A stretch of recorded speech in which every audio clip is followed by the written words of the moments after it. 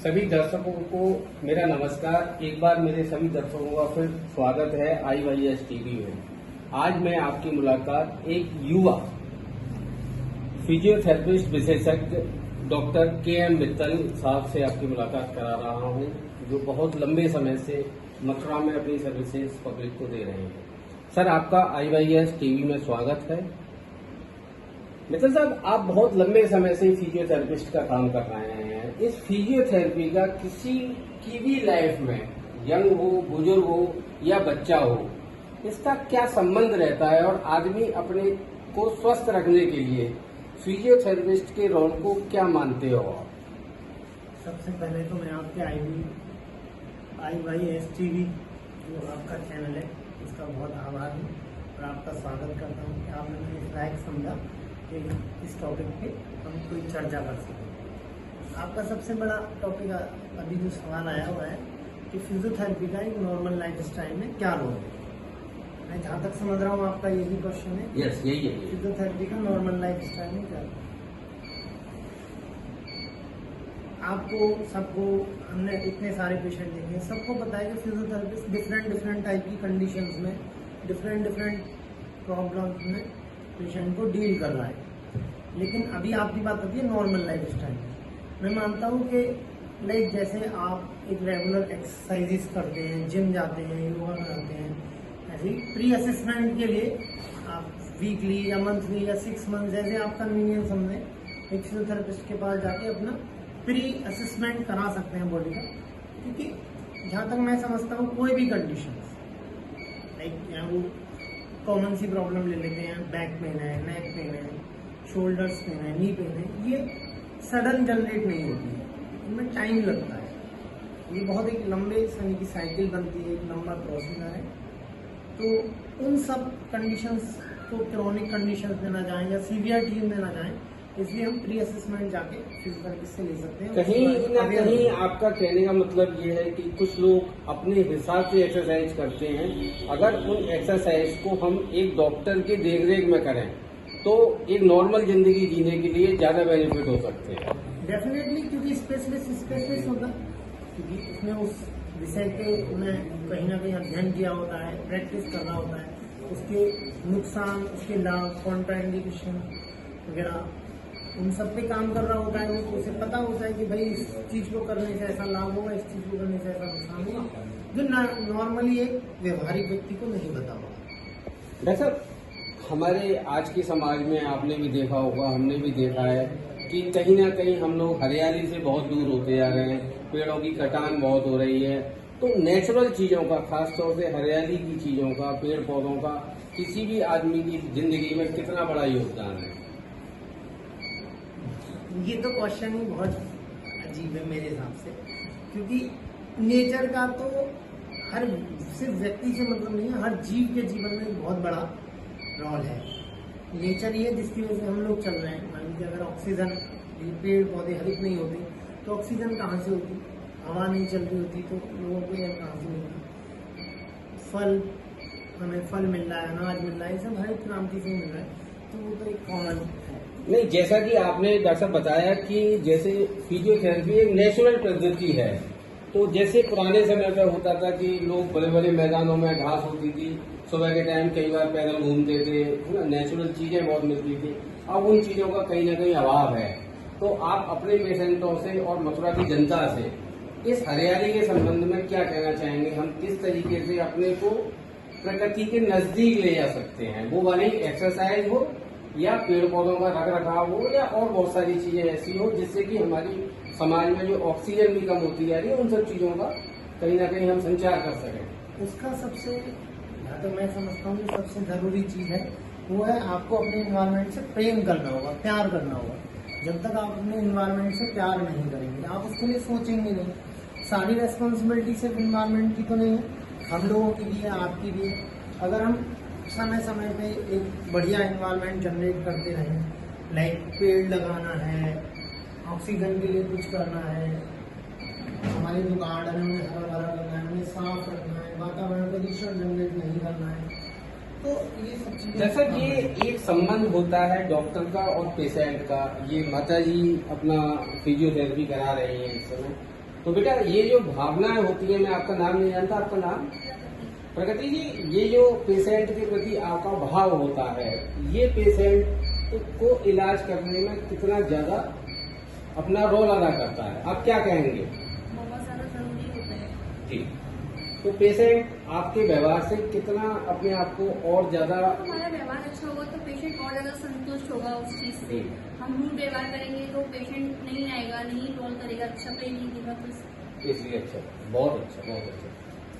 तो डॉक्टर साहब, ये जैसे आपने ये एक बोर्ड लगा रखा है, promotion physio and rehab, a unit of national physiotherapy Mathura, इसमें बहुत सारी एक्सरसाइज है, जैसे साइकिलिंग और बहुत सारी अलग अलग तरह की एक्सरसाइज है। तो एक जैसे जनरल आदमी जो होता है, आप अगर मैं जनरल पब्लिक के लिए पूछूंगा जो फिजियोथेरेपिस्ट के पास नहीं आ रही है, लेकिन आप उस आदमी से किस उम्र में ये चाहोगे कि वो साइकिल थोड़ा बहुत चलाए या थोड़े बहुत एक्सरसाइज कराए? मुझे ऐसा लगता है कि आपको अपनी हेल्थ के लिए अवेयरनेस तो हर उम्र में रहना है। बस आपको ना डिसाइड करना है कि आपकी किस उम्र के लिए क्या चीजें जरूरी है, क्या चीजें आपको अवॉइड करनी है, क्या लेनी है। तो उसके लिए एक बार अपनी बॉडी का सेल्फ असेसमेंट करें एंड किसी स्पेशलिस्ट से कराएं। अगर आपको भी लगता है और आपके स्पेशलिस्ट को भी लगता है कि आप साइकिलिंग के लिए बेटर हैं तो साइकिलिंग करें, योगा के लिए बेटर है योगा करें, जिम के लिए बेटर है आप जिम करें, वॉक के लिए बेटर है वॉक करें, रनिंग के लिए रनिंग करें। ऐसा नहीं है कि सिर्फ आप अपने मन से करने लग जाए, डेफिनेटली करना चाहिए, आपको अपनी बॉडी से प्रेम करना है, आपको अपनी बॉडी के लिए करना है, बट उसका एक एनालिसिस भी है कि आपको क्या करना है, वो थोड़ा सा स्पेशलिस्ट बता सकते हैं। तो डॉक्टर साहब, आप जैसे कोई पेशेंट आपसे फोन पे सलाह लेना चाहे, उसको कुछ प्रॉब्लम है और वो नेचुरल फिजियोथेरेपी के थ्रू अपना इलाज कराना चाह रहा है, तो आपका कोई ऐसा फोन नंबर जिस पे आप अवेलेबल रहते हो या कोई आपका ऐसा समय हो? मैं यहाँ पे हम लोग सुबह 10 साढ़े 10 बजे से अपनी सेवाएं देते हैं और रात के 8 बजे तक कंटिन्यू देते हैं, कहीं भी नहीं जाते हमारे पास। इसके अलावा तो कुछ काम नहीं। कोई अपना फोन नंबर? हमारा जो हमारे क्लिनिक का मेन नंबर है ये है 8909985695। ठीक है। तो डॉक्टर साहब, जैसे कि आप जब फिजियोथेरेपिस्ट बने तो आपके जीवन में पब्लिक के लिए जो आप सेवा दे रहे हो, ये भाव कहाँ से जागृत हुआ? सर, मैं बेसिकली कभी भी पेशेंट नहीं समझता किसी को। मैं बस एक चाहता हूँ कि कोई भी व्यक्ति किसी भी इलाज के अभाव में रह ना जाए, है ना। मेरा अपना ये है, अगर मान लीजिए उसको नीड फिजियोथेरेपी की है तो उसको फिजियोथेरेपिस्ट मिलनी चाहिए, उसको नीड सर्जरी की है तो उसको सर्जरी मिलनी चाहिए, उसको मेडिसिन की है तो मेडिसिन मिलना चाहिए। जी। ये डॉक्टर साहब, जो आपने एक बोर्ड लगा रखा है, यहाँ पे फ्लैक्स लगा रखा है, इसके बारे में थोड़ा सा आप हमें बताएं हमारे दर्शकों को। देखिए, फर्स्ट ऑफ ऑल जैसे आप इधर देखेंगे तो हमने यहाँ लिखा है don't let shoulder pain disable you. जी। मैं अपनी प्रैक्टिस में देखता हूँ कि बहुत सारे पेशेंट, खासकर फीमेल्स हैं या थोड़े से ओल्ड एज में, वो अपने पेन को ना अवॉइड कर रहे होते हैं। अर्ली स्टेज में जब उन्हें पेन हो रहा होता है वो अवॉइड कर रहे हैं और एक दिन वो क्रॉनिक बन जाता है। तो बस मेरा एक छोटा सा मैसेज इसी बात का है कि आप अपने आप को उस शोल्डर को कंप्लीट डैमेज ना कर लें, बेकार ना कर लें।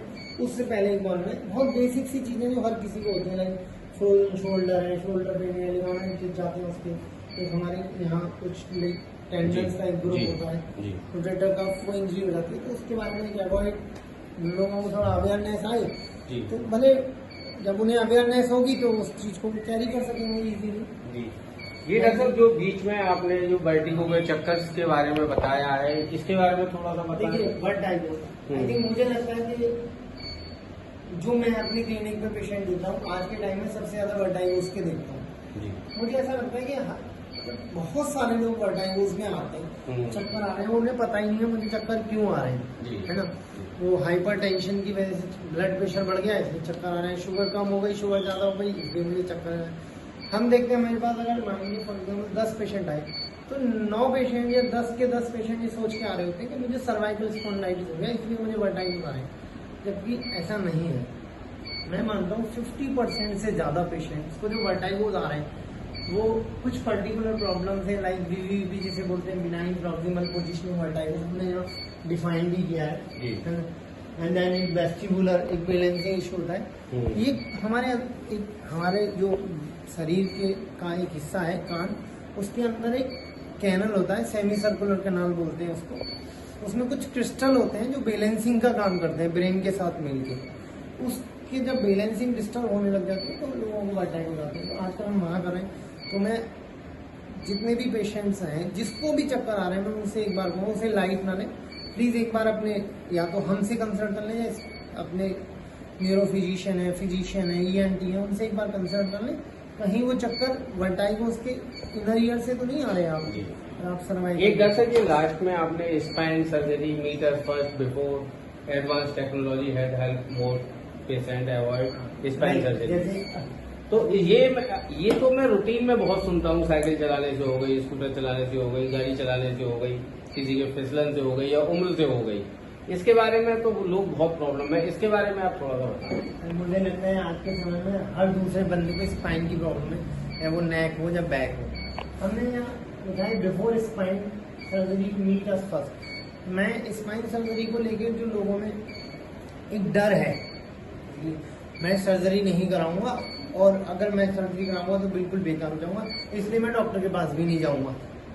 तो ये सिर्फ उन लोगों के लिए है जो इलाज कराने से इस बात से डर रहे हैं कि सर डॉक्टर मेरी सर्जरी कर देगा। बिकॉज हम सर्जन नहीं, हम सर्जरी का कोई काम नहीं करते, तो हम ये चाहते हैं कि वो हमारे पास आए और हमें ऐसा लगता है कि नहीं यहाँ पे स्पाइन सर्जरी की नीड नहीं है, तो हम उससे थोड़ा सा कंसल्ट करेंगे, कन्वेंस करेंगे और कुछ फिजियोथेरेपी से, कुछ एक्सरसाइज से अगर नीडेड होगा तो फिजिशियन के पास रिकमेंड करके उसकी उस प्रॉब्लम को कोशिश करेंगे मिनिमाइज कर सकें या कम्प्लीटली शॉर्ट आउट कर सकें।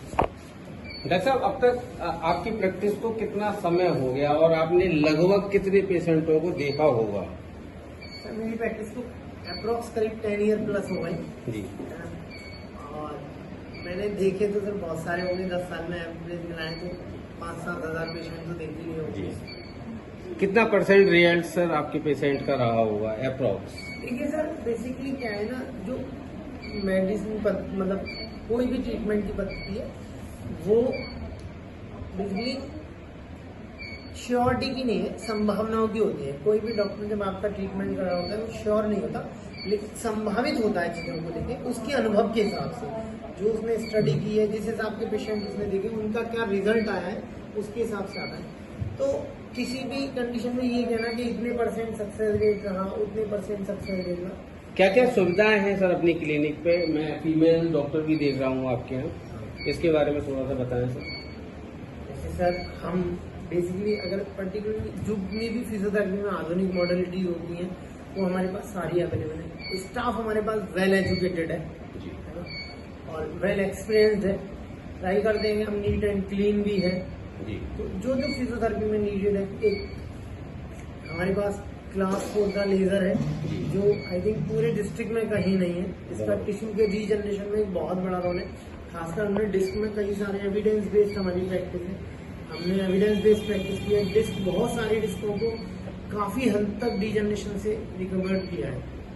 डॉक्टर साहब, आपने मुझे समय दिया और आपके पेशेंट मथुरा के लोग आपसे इसी तरह से लाभान्वित होते रहे और फिजियोथेरेपी करा के या और जैसे आप एडवाइस करते हो उसके हिसाब से आपने हमको समय दिया IYS TV को, इसके लिए तहे दिल से शुक्रिया। मैं भी आपका बहुत ज्यादा आभारी हूँ कि आपने मुझे इस लायक समझा कि मुझसे एक छोटा सा बाइट लिया।